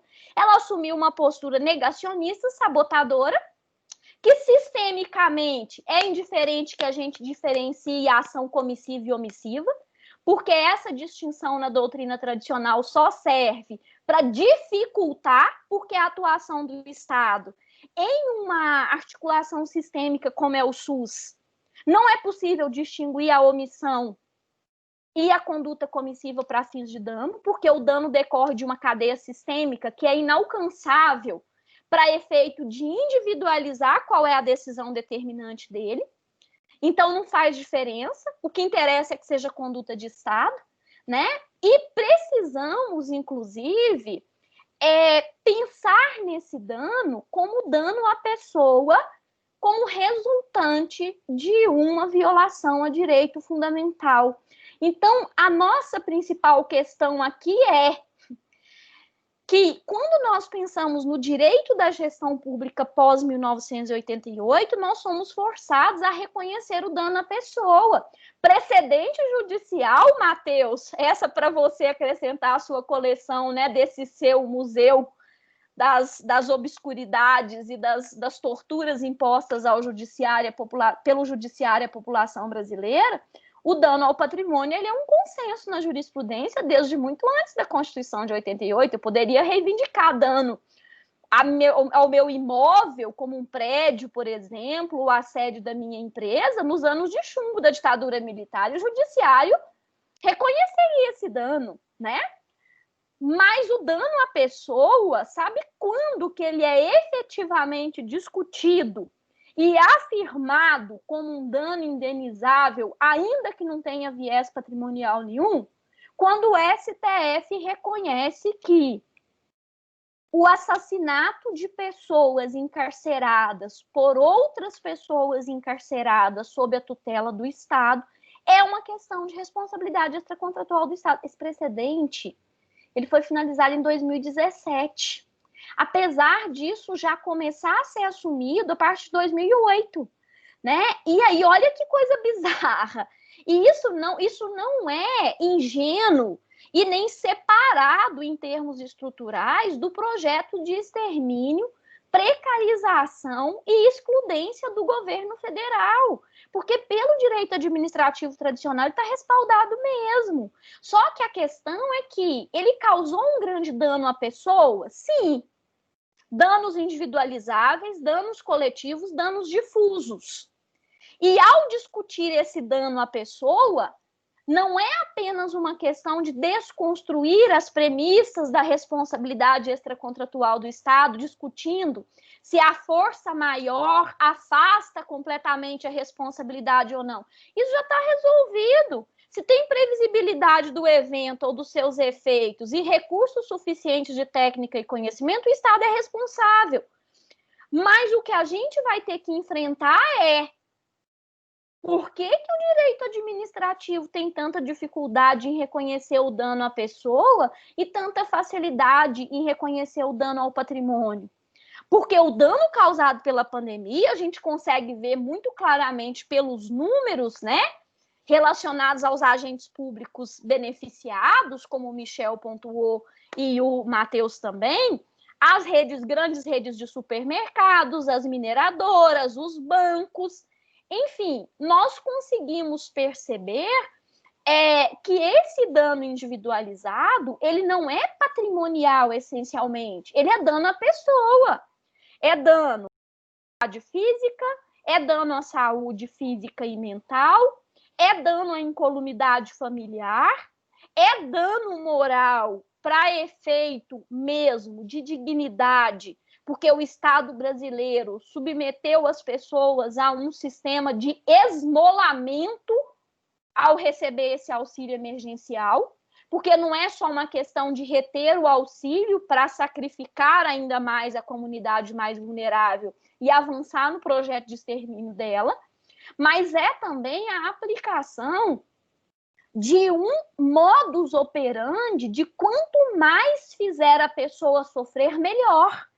E aí, né, eu sei que da perspectiva do Matheus isso pode ser explicado por uma referência de razões econômicas, né, da perspectiva do Michel também, mas eu particularmente acho que nem o direito nem a economia explica isso, a gente precisa de um psicanalista para nos ajudar a explicar isso, porque não há ganho econômico nenhum simplesmente no momento de decidir uma política de gestão pública, um programa de gestão pública, tendo que fazer aquele dispêndio de qualquer forma, eu escolher fazer aquele dispêndio pelo modo que amplie o sofrimento das pessoas. Se a pessoa está com fome, eu posso fazê-la ficar meia hora na fila, por que eu não faço ela ficar 20 horas na fila, 18 horas na fila, ou então esperar mais de um mês? Porque o recurso não vai sumir ali, né? Da perspectiva financeira orçamentária. Qual agente econômico está ganhando com isso? Nem o dono do supermercado tá, porque ele poderia estar ganhando mais vendendo comida com o auxílio que não está sendo pago, enquanto a pessoa está esperando 18 horas. Então, o que me parece? Que tem uma releitura, né? E que eu acho que ela vai ser, talvez, no direito administrativo, o nosso grande trabalho, que é exatamente fazer um processo que eu acho que ele não é nem de desconstrução, não, sabe, Matheus? É pior, é de depuração mesmo, é de lavagem, é de pegar o direito administrativo, colocar a pessoa no centro, pensá-lo como um direito de conformação da gestão pública, como uma função de aplicação de direito, que é o que ela é no Estado constitucional, e lavar esse direito administrativo de toda essa imundície que caracteriza o projeto escravocrata ao qual ele serviu e serve no seu viés tradicional. Né? Tem um aluno, uma vez um aluno do 8º período, tendo aula comigo a primeira vez, ele me fez a seguinte pergunta. Professora, parece que você não gosta de direito administrativo. Aí eu respondi para ele o seguinte, e por que eu gostaria? Porque se eu estou falando para vocês que esse direito, tradicionalmente, ele é um direito que construiu falácias para dar uma aparência de legalidade, para extermínio, para condutas violentas, para corrupção não conhecida, para sistemas de censura, e que ao manter esse direito administrativo, eu mantenho tudo isso que ele traz de carga como resultante e, ao mesmo tempo, promotor de uma sociedade escravocrata, excludente, tendente ao extermínio dos mais vulneráveis, por que eu vou gostar dessa área do direito? E aí ele me perguntou assim, mas por que você leciona isso? Eu falei, exatamente porque se ninguém lecionar esse direito de acordo com a Constituição de 1988, ele vai continuar sendo nosso locus de exceção no âmbito do Estado. E tem, inclusive, um caso em julgamento atualmente, vocês me perdoem, eu sempre esqueço de anotar esses números, os meus alunos sabem disso, eu sempre passo por escrito depois, se alguém quiser depois me pede, mas tem um caso em julgamento que ele é essencialmente voltado para a necessidade desse deslocamento, que é um caso que ocorreu no início dos anos 2000, no qual um jornalista, ele perdeu um olho cobrindo uma manifestação no exercício da sua função de repórter fotográfico. E esse caso, ele chegou ao Supremo agora, sob a forma de recurso extraordinário, então é um caso concreto, mas ele é essencial por quê? Porque a discussão dele é toda estabelecida a partir desta questão. Como que nós admitimos que o Estado de São Paulo, e nesse caso é o Estado de São Paulo, me parece que o policial que deu o tiro, né, acho que com bala de borracha no olho do repórter, era do Estado de São Paulo. Se o Estado de São Paulo responde pelos danos que ele causa ao patrimônio das pessoas, inclusive quando depredado, né, em caso de manifestação que ele não consegue conter a consequência violenta, como é que ele não indeniza a perda de um olho? Né? Como é que ele não indeniza um profissional que ostensivamente foi alcançado por uma violação da sua integridade física, da sua liberdade pessoal e profissional como profissional de imprensa? E aí, esse caso, ele já tem um voto do ministro Marco Aurélio, salvo engano, que a fala dele, ela é... Sabe aquela coisa que nós, como advogados, às vezes enfrentamos? Que você tem que emitir um parecer sobre algo que é muito simples e você fala assim, meu Deus, como é que é o fundamento óbvio, né? E aí parece que o voto dele passa por essa dificuldade. Como é que eu vou fazer um voto aqui como relator e criar páginas e páginas, quando, na verdade, a única coisa que eu tenho que dizer é o seguinte, gente, pelo amor de Deus... Né? Se o Estado brasileiro permite que um policial atire em um profissional de imprensa, porque ele está cobrindo uma manifestação, o sujeito me perde o olho, como é que eu vou dizer? Eu vou discutir se tem ou não tem pressuposto para indenização por dano. Isso é uma questão óbvia demais. Só que a questão é o seguinte, para o direito administrativo fosse um administrativista emitindo esse voto, ele daria voltas e voltas e voltas e voltas e ele, sem dúvida, passaria por alguma citação do Eri Lopes Meirelles e algum, né, contemporâneo seu ou algum discípulo dele. E aí, eu acho que a gente vai ter que enfrentar isso de uma perspectiva sistêmica. Por quê? Porque o dano à pessoa está avançando. E quanto mais ele avança, mais ele expõe esses traços estruturais e estruturantes do exercício de poder, da organização da economia, das decisões de Estado, das decisões de governo, das decisões de administração. Que elas inexistiam? Não, elas apenas foram institucionalmente assumidas pelo governo atual.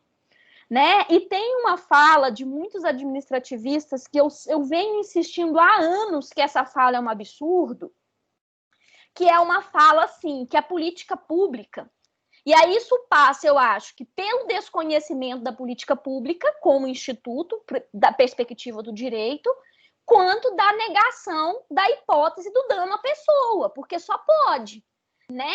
Que é uma afirmação assim, que inclusive não só discípulos do Eri Lopes Meirelles fazem, mas como alguns administrativistas que são das carreiras do Estado continuam fazendo. Não, política pública não é suscetível de gerar dano, não, porque ela é genérica, ela não causa efeitos individualizáveis.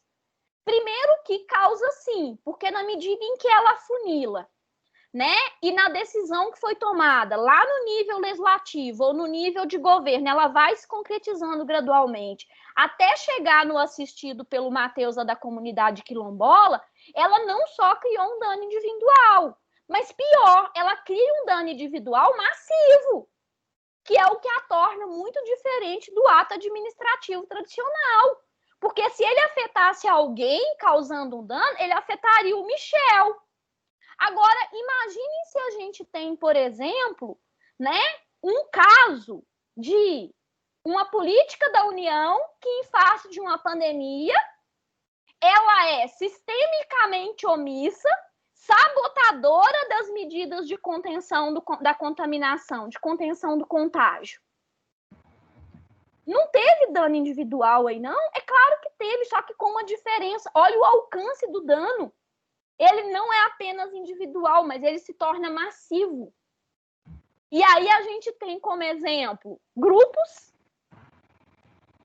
pessoas que estão ligadas entre si pela própria ocorrência do dano, sem contar o dano difuso. Porque solidariamente nós compartilhamos uma perda de saúde, tanto física quanto mental, e compartilhamos uma perda de qualidade ambiental e de vida, né? E aí, isso é a maior besteira que eu já li no Manual de Direito Administrativo, que política pública não é suscetível de causar dano. E outro ponto, quem disse que o único dano que o direito alcança é o dano individualizável?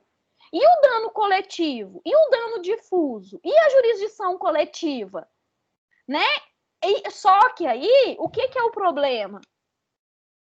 Ao lidar com todo esse dano que terá que ser recomposto, eu acho que é a variável que talvez nos faça enfrentar de forma mais crua e nua esses matizes do direito administrativo como um ramo do direito que, para mim, mais do que qualquer outro, ele é o direito da sua perspectiva, da sua abordagem tradicional, o direito modelar e perfeito para esta sociedade que o Matheus descreveu e para esta finalidade que o Michel descreveu, né? Porque ele é um direito antidireito, porque ele é constituído por falácias de normas.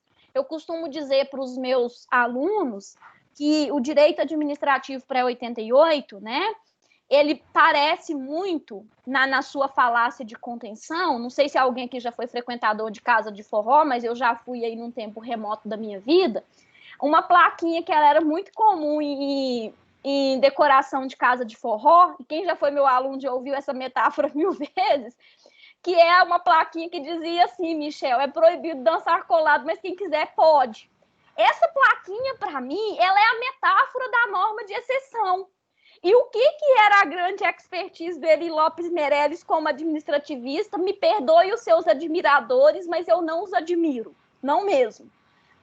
Então também não me importa se eles não me admiram.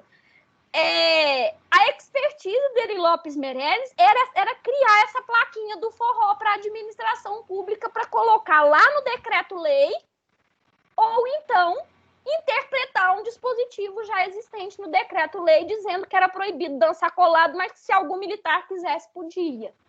Né? E aí, no final das contas, é isso.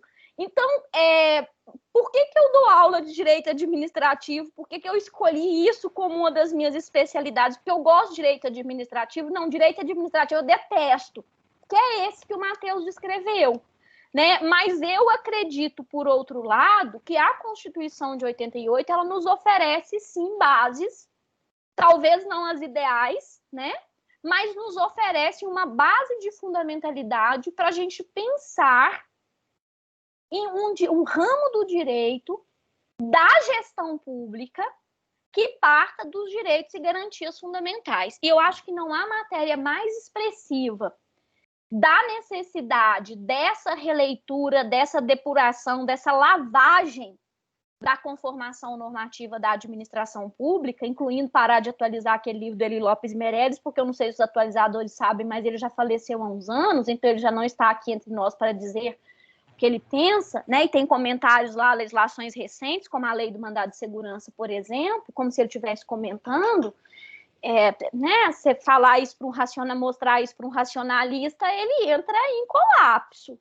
Né? O dia que eu mostrei essa passagem do livro para o nosso colega Vinícius Barros, eu achei que o Vinícius ele ia ter uma síncope, porque está lá atualizado o Eli Lopes Meirelles comentando uma lei que é assim, acho que, salvo engano, uma década depois da morte dele, no mínimo, né?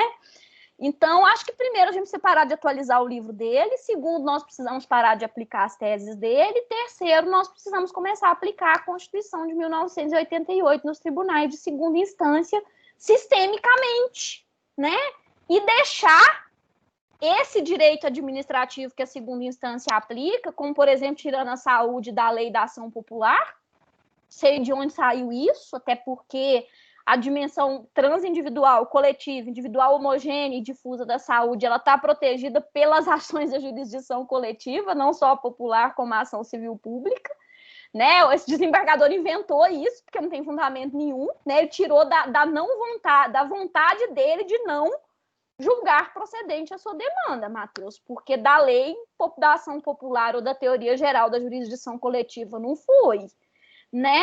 E aí a gente precisa deixar essas decisões juntinho com o livro do Eri Lopes Meirelles para esse museu que o Matheus quer montar, né? Então, o que ocorre? Gosto de direito administrativo? Não, detesto, porque direito administrativo, para mim, é isso aí que o Matheus descreveu, né? E eu quero colocar esse direito administrativo no museu que o Matheus vai montar. Mas eu entendo que nós estamos vivendo, até pelas exposições das estruturas de exercício do poder que as eleições recentes expuseram, o novo governo federal e a chefia da administração pública federal expôs e a pandemia agravou, eu acredito que a gente está vivendo um momento crucial de uma encruzilhada, né? Ou nós nos afundamos na barbárie e admitimos e aceitamos que esse é o nosso projeto de sociedade que nós viveremos segundo a violência, ou nós reconstruiremos isso. E no direito administrativo eu entendo que a matéria modelar para desconstrução e reconstrução, inclusive para nos livrarmos do Eri Lopes Meirelles nessa matéria de teoria geral do direito administrativo, é a matéria de dano, quando a gente traz o dano à pessoa para o centro da discussão, né, mostrando que, bem condizente com o papel que o Estado brasileiro sempre exercitou, há um consenso dogmático antigo, bem anterior a 88, que o Estado responde por dano ao patrimônio, mas que ele não responderia por dano à pessoa, né? E aí tem uma comparação que eu costumo fazer para os meus alunos, porque que a casa do Ricardo foi abalada por uma obra pública, ele tem que ser indenizado. Por que a gente vai discutir isso? É óbvio, o Estado lesou a propriedade do Ricardo, a propriedade é um direito fundamental. Aí eu viro e falo assim, e a mãe do fulano que viu pela televisão o filho dela decapitado, depois que os policiais e agentes carcerários removeram os corpos na frente de câmeras de programas sensacionalistas, ela viu o corpo e a cabeça do filho dela separados, que foi decapitado por um outro detento. Aí, o que esse desembargador típico que o Matheus descreveu fala? Não, peraí, aí a gente tem que pensar um pouco melhor.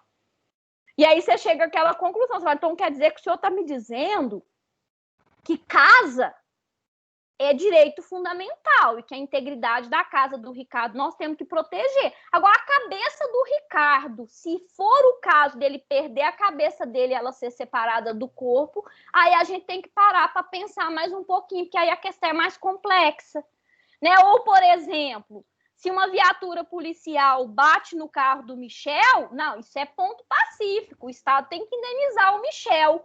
Aí, se o policial arrancar o olho do Michel, não, carro é uma coisa, olho é outra, né? E aí é basicamente isso. E juridicamente, dá para sustentar isso em face de um sistema de fundamentalidade? Não. Mas quando a gente expande as premissas desse raciocínio para as mais diversas áreas do direito, o que foi feito em relação à locação, o que foi feito em relação aos contratos de trabalho, o que foi feito em relação às atividades econômicas, a lógica é essa. O Estado brasileiro está seguindo aquilo que ele sempre fez, promovendo uma assunção de responsabilidade como protetor de patrimônio e negando-se a assumir as suas competências e assumir a consequente responsabilidade no que se refere aos direitos da pessoa, ainda que não tenha quantificação econômica possível, tá? Então, essas são as observações que eu tinha a fazer né? E aí, provavelmente, aqui vai ficar gravado para a posteridade que eu não gosto de direito administrativo, mas leciono. Mas eu leciono porque eu gosto do processo possível de reconstrução de um novo direito para a gestão pública. Né? Eu gosto de falar assim, vocês não gostam de direitos humanos, mas eu gosto. E o pior é que geralmente eu encontro gente, né, que gosta de direito administrativo, aí o meu problema é o inverso, Ricardo, do seu, né? Ô, gente, então, a gente posso continuar, Leda, aqui? Pode, fica à vontade. Então, obrigado, Leda, pela sua fala, né? Não vou falar aqui, assim, pela aula e tal, porque nós estamos aqui, nós somos professores, né?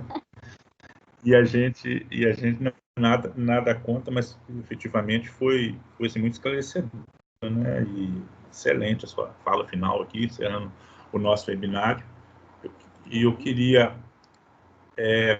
colocar, se alguém quiser falar mais alguma coisa, Matheus. O Michel parece que está precisando sair, né, Michel? Se você quiser, já pode... sair. Queria pedir licença para vocês. Só queria acabar, ver a conclusão, né, da fala da Leda, que estava muito interessante. Obrigado, viu? Eu tenho que sair, porque eu tenho que brincar com o Joaquim ali agora. É o meu momento com ele agora. O meu turno da tarde é meu. Nós que te agradecemos. Eu também tenho que começar aqui o meu turno para brincar com Lígia. Está aqui. Aí, ó. Obrigado, foi ótimo. A gente tem que fazer isso mais vezes. Eu queria agradecer, Michel. Obrigado, viu? Valeu. Obrigado. Vai lá brincar com o Joaquim. Um abraço para vocês. Tchau, tchau. Tchau. Alguma fala aí, Matheus? Quer falar alguma coisa? Para encerrar? Para a gente encerrar? Matheus? Travou. Não, a gente está te ouvindo. A gente está te ouvindo. Voltou. Voltou. Tá. Não, eu estou tentando habilitar o microfone aqui, só que não habilita. Agora habilitou. Pode ficar tranquilo, fazer suas considerações finais aí. Isso. Vai lá, Matheus. Não, só queria agradecer o convite. Eu acho que foi muito, muito bacana, assim, né? Enfim, e depois a gente tinha que pensar em fazer outras rodas de conversa, escrever alguma coisa sobre isso, né? Colocar os caras... Né? Talvez um artigo conjunto, né? Quem sabe um artigo conjunto aqui dos participantes dessa discussão para a gente fazer uma análise sistêmica, eu acho que seria bastante interessante, focando nessas questões estruturais. Focando nas questões estruturais, exatamente. Conversando sobre direitos e pandemia, um olhar interdisciplinar, o tema do artigo já está pronto aí. Exatamente, né? Algo como a pandemia desvelando as estruturas do Estado brasileiro. Eu acho que seria quando eu falei justamente essa questão das vulnerabilidades, da questão da igualdade, né? Que a vulnerabilidade nos torna efetivamente iguais,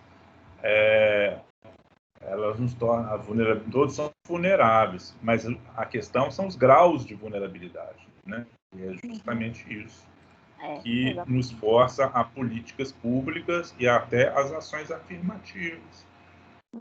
Sim. Isso, né? Então, os graus de vulnerabilidade vão ser diferentes. E esses graus de vulnerabilidade vão estabelecer essa proteção necessária e que o sujeito não aceita de forma alguma e que o sujeito, o escravocrata, né? Não aceita de forma alguma. Não aceita de forma alguma. E que conduz, portanto, esses pensamentos todos que a gente falou, o pensamento da Leda, que bom, excelente, né? O seu, do Miguel, né? Etc., da Cláudia. Né? Então, esse, eu acho que o ponto de partida é isso. Né? Que a gente, na verdade, busca, é o que você falou, né, Leda? Busca não uma questão de concorrência mas uma questão de solidariedade, né? Você falou foi solidariedade. Né? Solidariedade. A concorrência na saúde é solidária, ela não é concorrente. É solidária. Pois é, mas é solidária, inclusive, com a própria sociedade, né? Com a família. Né? É um conceito solidário não só dos entes do Estado, né? Mas é um conceito sustentabilidade talvez mais ampliado, né, que a gente pode pensar nisso. Sim. É isso. Então, acho que podemos encerrar, né? Vou encerrar a gravação, agradecendo aqui, aproveitando a oportunidade, deixar gravado meus agradecimentos à professora Cláudia, ao professor Michel, ao professor Matheus, pela colaboração como convidados. Agradecer aqui, reiterar meus agradecimentos ao professor Ricardo, não só pela sua participação, mas também pela colaboração, né, na organização desse evento, reiterando que esta discussão aqui é um evento oferecido pelo curso de Direito no âmbito da 5ª Mostra de Pesquisa e Extensão da Unidade da Praça da Liberdade. Então, obrigada a todos, estamos encerrando por aqui e espero que a gente possa continuar essa discussão em breve, inclusive, quem sabe, gerando uma publicação, né? Obrigada, boa tarde, boa noite, bom dia, para quem eventualmente estiver assistindo esse vídeo posteriormente. Tá bom, obrigado a